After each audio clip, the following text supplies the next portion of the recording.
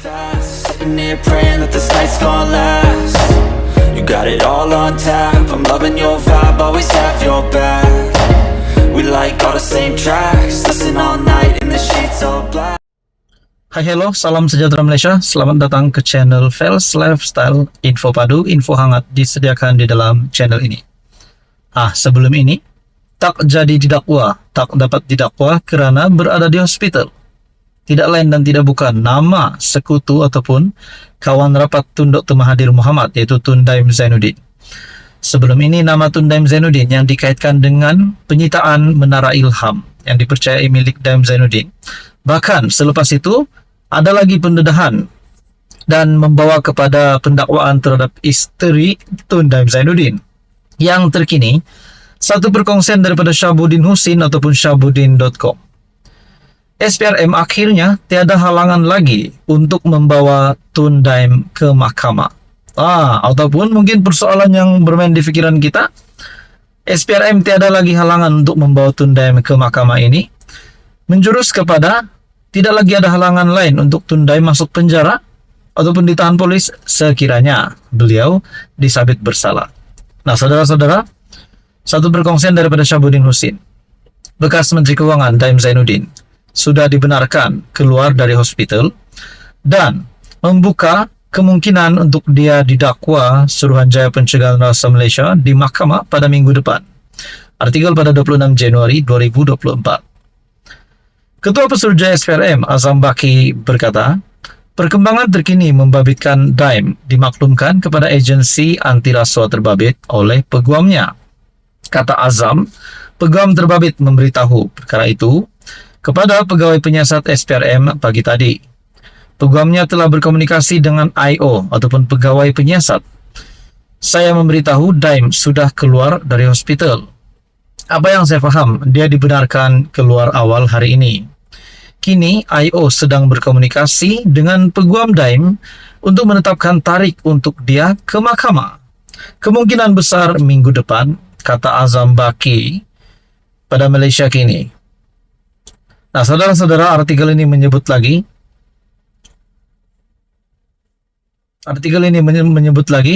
pegawai tertinggi anti rasuah itu berkata SPRM akan memaklumkan kepada media sebaik sahaja mereka mempunyai tarikh untuk pendakwaan Daim di mahkamah.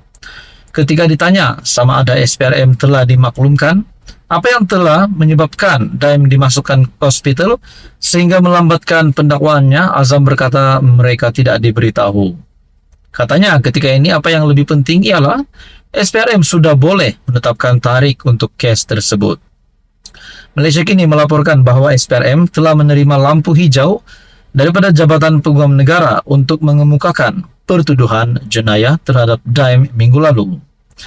Suruhanjaya itu merancang untuk mendakwa Daim dengan sekurang-kurangnya satu pertuduhan, yaitu atas dakwaan kegagalan untuk mengisytiharkan beberapa hartanah yang Daim dan istrinya mempunyai kepentingan. Bagaimanapun, pendakwaan terhadap hartawan berusia 85 tahun itu terpaksa ditangguhkan kerana dia berada di hospital yang didakwa Azam atas sebab yang tidak jelas. Ketua Pesuruhjaya SPRM kesal terhadap dakwaan kegagalan Dr. Daim untuk terus terang dengan SPRM mengenai sebab Daim dimasukkan ke hospital. Kemudian pada hari yang sama, isteri Daim, Naimah Abdul Khalid, mengeluarkan kenyataan akhbar mengatakan bahawa Daim bersedia berdepan sebarang pertuduhan jenayah dan dia tidak menjadikan keberadaannya di hospital sebagai alasan untuk mengelak daripada dibawa ke mahkamah.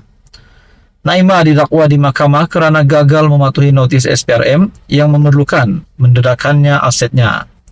Aset yang didakwa tidak didedakannya melibatkan beberapa tanah, hartanah dan kenderaan Mercedes-Benz.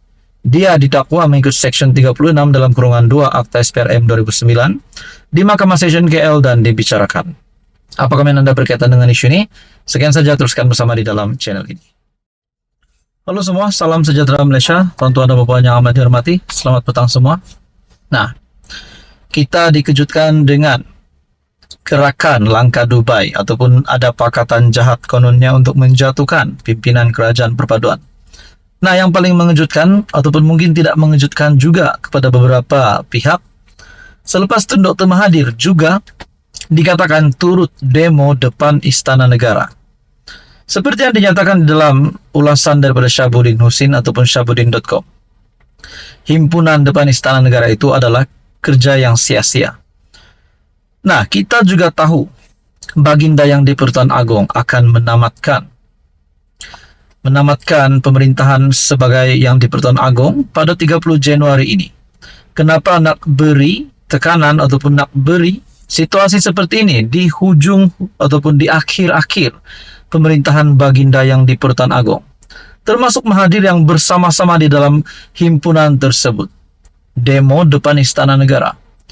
Nah, saudara-saudara, Baginda yang di Pertuan Agong Al-Sultan Abdullah Riayatuddin Al-Mustafa Bilasha dalam satu artikel daripada FMT, Sultan Abdullah ambil berat perkembangan Pahang, titah projek rakyat disegera. Menteri Besar Wan Rosdi Wan Ismail berkata, Sultan Abdullah yang juga Sultan Pahang itu khawatir jika projek pembangunan lewat, rakyat akan rugi. Yang di Pertuan Agong, Sultan Abdullah Sultan Ahmad Shah sentiasa mengambil berat dan menitahkan supaya projek pembangunan di Pahang yang memberi manfaat kepada rakyat disegerakan. Menteri Besar Wan Rosdi Wan Ismail berkata, beliau akan sentiasa menyembah maklum perkara-perkara melibatkan pembangunan negeri, termasuk projek berkaitan ekonomi dan infrastruktur kepada Sultan Abdullah yang juga Sultan Pahang, sama ada secara menghadap atau menerusi pesanan WhatsApp. Sri Paduka sering bertitah kepada saya supaya projek pembangunan di negeri disegerakan kerana jika lewat, kerugian adalah kepada rakyat. Katanya menerusi segmen Jendela Fikir Dirgahayu Tuanku di Bernama Radio hari ini. Wan Rosdi berkata, Baginda juga sering menzahir hasrat agar pentadbiran negeri berjalan lancar dan perkhidmatan terbaik diberikan kepada rakyat. Keprihatinan Sultan Abdullah telah membantu Pahang berada di landasan yang tepat ke arah negeri maju. Kata Wan Rosdi yang memberikan contoh hasil negeri merekodkan lebih RM1 bilion 2 tahun berturut-turut. Sementara itu, Wan Rosdi berkata, bagi meraihkan keberangkatan balik Sultan Abdullah ke Pahang Selasa ini, sambutan bermula dengan istiadat keberangkatan pulang beradat di pangkalan udara Tentera Udara di sini. Perarakan diraja itu seterusnya akan berlepas ke Dewan Jubli Perak. Sultan Haji Ahmad Shah dan rakyat Pahang boleh berkumpul di sepanjang laluan untuk menzahirkan rasa kasih kepada pasangan diraja itu.